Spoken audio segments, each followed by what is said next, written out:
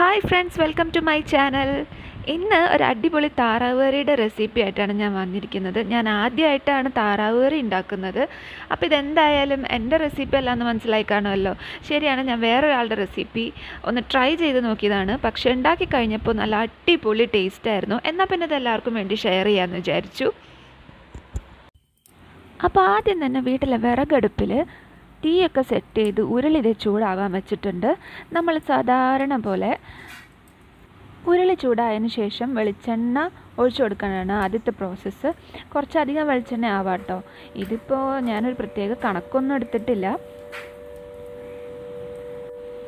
അപ്പോൾ അതാ വെളിച്ചെണ്ണ ചൂടായതിന് ശേഷം നമ്മൾ ആദ്യം ഇതിനകത്തേക്ക് ഇടാൻ പോകുന്നത് പെരുംജീരകമാണ്. ഒരു 1.5-2 ടീസ്പൂണൊക്കെ ഉണ്ടാവും കേട്ടോ ഇത്.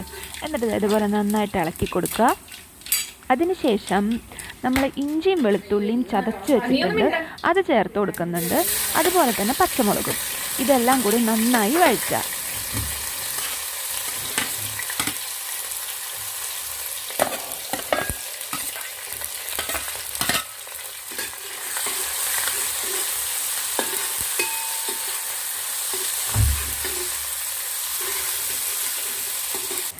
ഇപ്പോൾ നമ്മുടെ ഇഞ്ചിയും വെളുത്തുള്ളിയും പച്ചമുളകൊക്കെ നന്നായിട്ട് മൂത്ത് വന്നിട്ടുണ്ട്.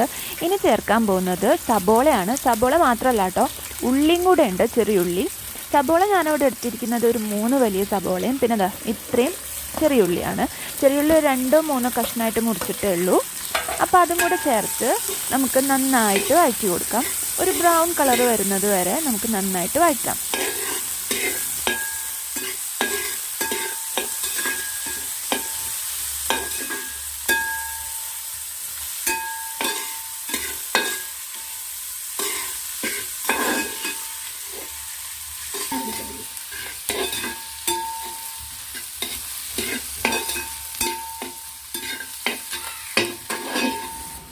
പിന്നെ എന്താണെന്നറിയില്ല, നമ്മൾ എന്ത് കറി ആയാലും ഗ്യാസ് സ്റ്റൗവിൽ വെക്കുന്നതിനേക്കാളും ഈ വിറകടുപ്പിൽ വെക്കുമ്പോൾ ഒരു പ്രത്യേക ടേസ്റ്റ് എനിക്ക് ഫീൽ ചെയ്യാറുണ്ട് കേട്ടോ. അതെൻ്റെ ഒരു പേഴ്സണൽ എക്സ്പീരിയൻസ് ഞാൻ പറഞ്ഞതാണ്.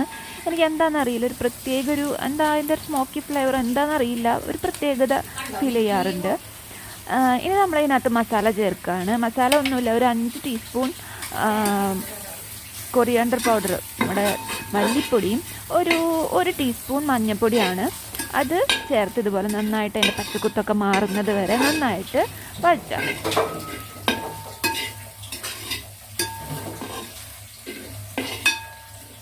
മസാല ഡ്രൈ ആയിട്ട് പോവാതെ നമുക്ക് വീണ്ടും വെളിച്ചെണ്ണ ഒഴിക്കാൻ ആവശ്യമുണ്ടെന്ന് തോന്നുകയാണെങ്കിൽ വീണ്ടും ഒഴിച്ച് കൊടുക്കാം കേട്ടോ. അപ്പോൾ ഇതൊക്കെ ഏകദേശം സെറ്റായിട്ടുണ്ട്. നമുക്ക് താറാവിന് ഇട്ട് കൊടുക്കാനുള്ള സമയം അടുത്തുകൊണ്ടേയിരിക്കുകയാണ്. അപ്പോൾ താറാവ് നമ്മൾ കഴുകി വൃത്തിയാക്കി നല്ല അടിപൊളിയായിട്ട് സെറ്റാക്കി വെച്ചിട്ടുണ്ട്. അത് അതിനകത്തേക്ക് ഇട്ട് നന്നായിട്ട് ഒരു 4-5 മിനിറ്റോളം നമ്മൾ ഈ മസാലയ്ക്കകത്ത് തന്നെ ഇട്ടിട്ട് ഒന്ന് മിക്സ് ചെയ്തുകൊണ്ടേയിരിക്കുക.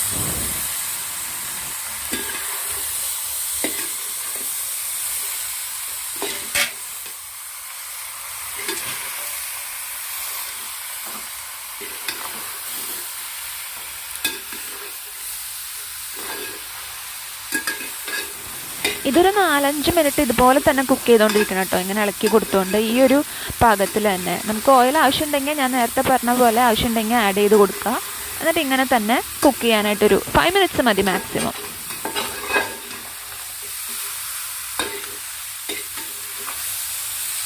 അപ്പോൾ തേങ്ങാപ്പാൽ ഒഴിച്ച് കറി ആയതുകൊണ്ട് നമ്മൾ ഒരു തേങ്ങ എടുത്ത് അതിൻ്റെ 3-ാം പാൽ വരെ എടുത്ത് റെഡിയാക്കി വെച്ചിട്ടുണ്ട്. അപ്പോൾ ഏകദേശം ഒരു 5 മിനിറ്റോളം ഇത് കഴിഞ്ഞ് ഈ ഒരു പരുവായിട്ടുണ്ട്. അപ്പോൾ നമ്മളൊരു 3-ാം പാൽ എടുത്ത് അടുത്ത് വെച്ചിട്ടുണ്ട്.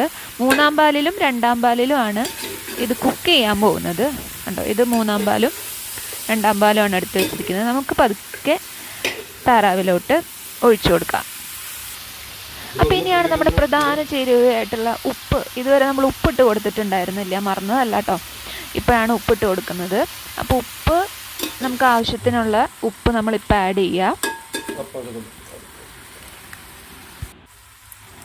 ഇനി നമുക്ക് ഇതിനകത്തേക്ക് നമ്മുടെ തേങ്ങാപ്പാൽ, അതായത് 3-ാം പാലാണ് ആദ്യം ഒഴിച്ചു കൊടുക്കാൻ പോകുന്നത്. 3-ാം പാൽ എടുത്ത് വെച്ചത് നമ്മളിതുപോലെ ഒഴിച്ചു കൊടുക്കുക.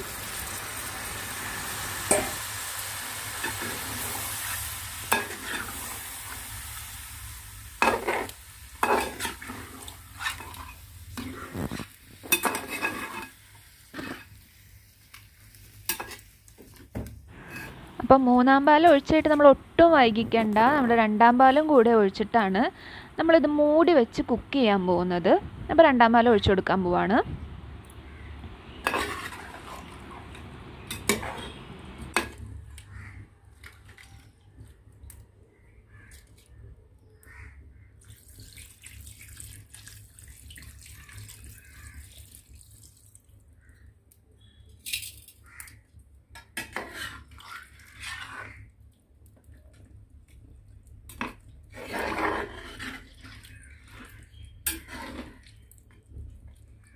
അപ്പോൾ നമ്മളിത് മൂടി വെച്ചൊരു 3/4 മണിക്കൂറോളം വേവിച്ചെടുക്കാൻ പോവാണ്. 3/4 മണിക്കൂർ അങ്ങനെ തന്നെ വെക്കരുത്, ഇടയ്ക്കൊന്ന് ഇളക്കിയിട്ട് കൊടുക്കണം കേട്ടോ.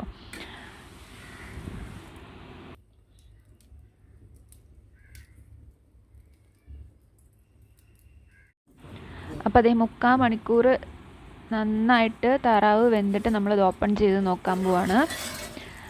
താറാവൊക്കെ നന്നായിട്ട് കുക്കായിട്ടുണ്ട്. ഇപ്പം ഇടയ്ക്ക് നമ്മൾ ഇളക്കി കൊടുക്കുന്നുണ്ടായിരുന്നു. താറാവ് എന്തായാലും വെന്തിട്ടുണ്ട്. ഇനിയാണ് നമ്മുടെ മെയിൻ ഇൻഗ്രീഡിയൻസ് ഒക്കെ ചേർക്കാൻ പോകുന്നത് കേട്ടോ. നമ്മുടെ ഒന്നാം പാലാണ്. നല്ല കട്ടിയുള്ള ഒന്നാം പാൽ നമ്മൾ ചേർത്ത് ഇളക്കുക.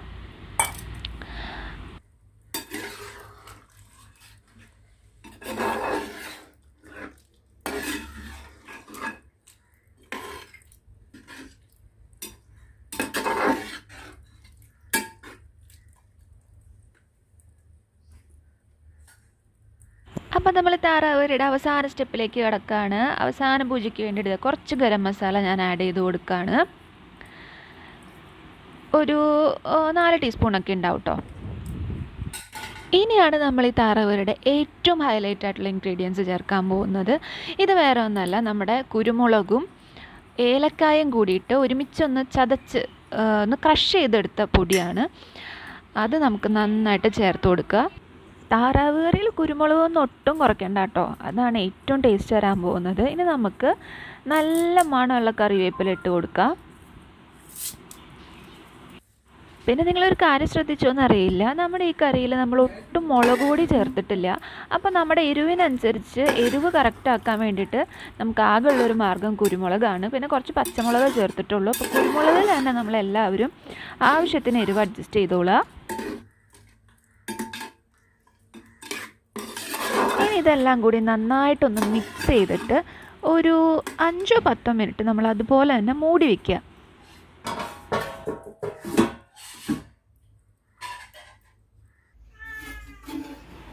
അങ്ങനെ നമ്മൾ മൂടി വെച്ചിട്ട് കുറച്ച് സമയം കഴിഞ്ഞാൽ തുറന്ന് നോക്കുമ്പോണ്ടല്ലോ,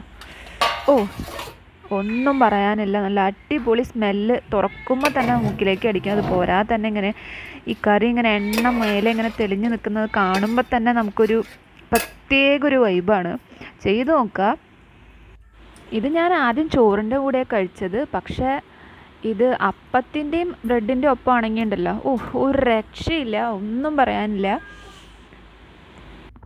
ഇത് നിങ്ങളെല്ലാവരും മസ്റ്റായിട്ടും വീട്ടിലെല്ലാവരും ട്രൈ ചെയ്ത് നോക്കണം കേട്ടോ. എനിക്ക് താറാവൊന്നും കഴിക്കില്ലായിരുന്നു, എനിക്കിഷ്ടമല്ലാത്തൊരു സംഭവമായിരുന്നു താറാവ്. പക്ഷേ ഈ കറി കഴിച്ചപ്പോൾ എനിക്ക് താറാവ് ഞാൻ ഇന്ന് മുതൽ ഇഷ്ടപ്പെട്ട് തുടങ്ങുകയാണ്. അപ്പോൾ എല്ലാവരും ഇത് വീട്ടിൽ ട്രൈ ചെയ്ത് നോക്കുക.